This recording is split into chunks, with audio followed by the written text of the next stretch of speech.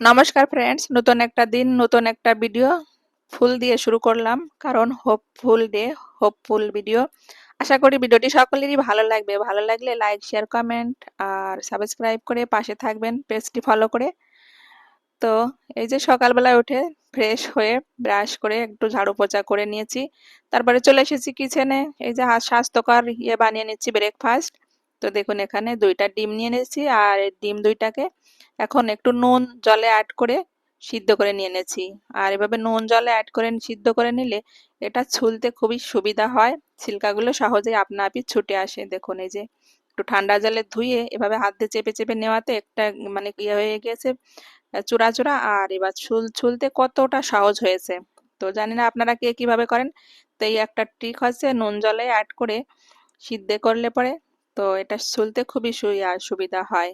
এবার মাঝখান থেকে একটু চিরা লাগিয়ে নিয়ে নিচ্ছি। আর এইভাবে চিরাটা লাগিয়ে নেওয়াতে এর ভিতরে আমি এখন করে নেবো, অ্যাড করে নিব হচ্ছে ব্ল্যাক সল্ট আর একটু এই যে চাট মশলা এর সঙ্গে অ্যাড করে নিয়ে নেওয়াতে এটা খেতে খুবই সুস্বাদু হয়, আর বাচ্চারা খেতেও বেশি পছন্দ করে। তো দেখুন, এই যে আমার হেলদি ব্রেকফাস্ট রেডি। তো ডিমটা আমার রেডি হয়ে গেছে, বাকি এর সঙ্গে অ্যাড করে নিয়ে নিয়েছি এই যে ক্ষীরের সালাদটা। আর এবার বানিয়ে নিচ্ছি ব্রেড আর আলু দিয়ে এই যে সুন্দর করে ব্রেডের স্যান্ডউইচ।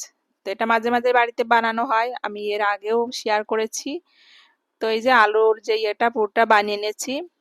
তো এটা হচ্ছে দেখানো হয়নি, কারণ মাঝে মাঝেই দেখানো হয় আলুর পুরটা কিভাবে বানিয়ে নিই। আর যদি কারো প্রয়োজন হয় তাহলে কমেন্টস করে জানাতে পারেন আমি আলুর পুরটা কি করে বানালাম কিভাবে।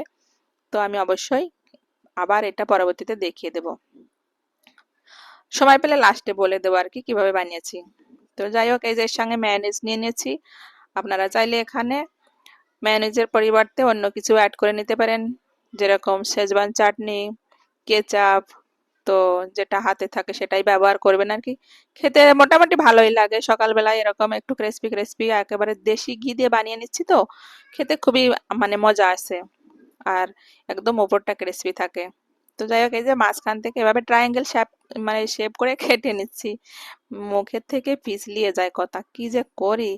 এই একটা বছর হয়ে গেছে কথা বলতে বলতে, অথচ এই মুখের পিছলন যাচ্ছে না। যাই হোক, এটা আমার কেটে নেওয়া হয়ে গেছে। এবার এই যে ছেলে আর মেয়েকে দিয়ে দিব, ওরা খেয়ে স্কুলে যাবে। তো 4 পিস হয়েছে, জানি না কে কটা খায়, একটা খায় দুটো খায়, যে যতটা পারে খেয়ে নেবে। তো সকালবেলা একটু বাচ্চাদের এরকম স্বাস্থ্যকর পেটটা ভরে খেয়ে গেলে পুরো দিনটা ভালো লাগে। এবার ছেলে মেয়েদেরকে দিয়ে চলে এসেছি এই যে পূজা করতে, স্নান ফ্রেশ হয়ে একটু পোছা ঝাড়ু করে নিয়েছি। আর এই যে এখান থেকে ধূপ আর জলটা নিয়ে চলে যাচ্ছি এবার আমার ওই যে স্টোর আছে, মেডিকেল স্টোর বলেছি, এই যে সেই আমার স্টোরটা। এই যে ছোট্ট একটা মেডিকেল স্টোর ফার্মেসি। তো এখানে একটু এই যে ধূপ দিয়া জ্বালিয়ে নিয়ে নিই, তারপরে চলে এসেছি ফিরে আবার বাকি পূজাটা কমপ্লিট করতে। তো এখন এই যে আবার এই যে ভোগ প্রসাদ অর্পণ করে সুন্দর করে পূজাটা সেরে নিচ্ছি। তো এই যে কিচেন গার্ডেনের থেকে এই ফুলগুলো আমি নিয়ে আসি, আর এবার পূজাটা কমপ্লিট করে ক্ষমা প্রার্থনা করে নিয়েছি, ঠাকুর সকলের মঙ্গল করো, দিনটা ভালো যাক সকলেরই।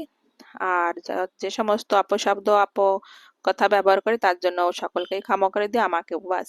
তো ঠাকুর, এবার চলে এসেছি এই যে কিচেনে।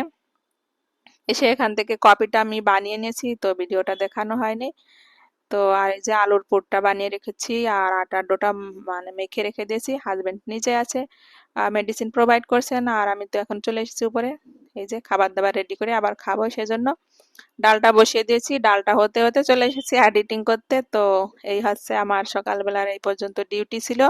দেখা হবে পরবর্তী অন্য আর একটা ভিডিওতে। হাজবেন্ড এলে তেনাকে এই যে আলুর পরোটা বানিয়ে দিতে হবে। ওকে, বাই, টেক কেয়ার, ভালো থাকবেন, সুস্থ থাকবেন সকলেই।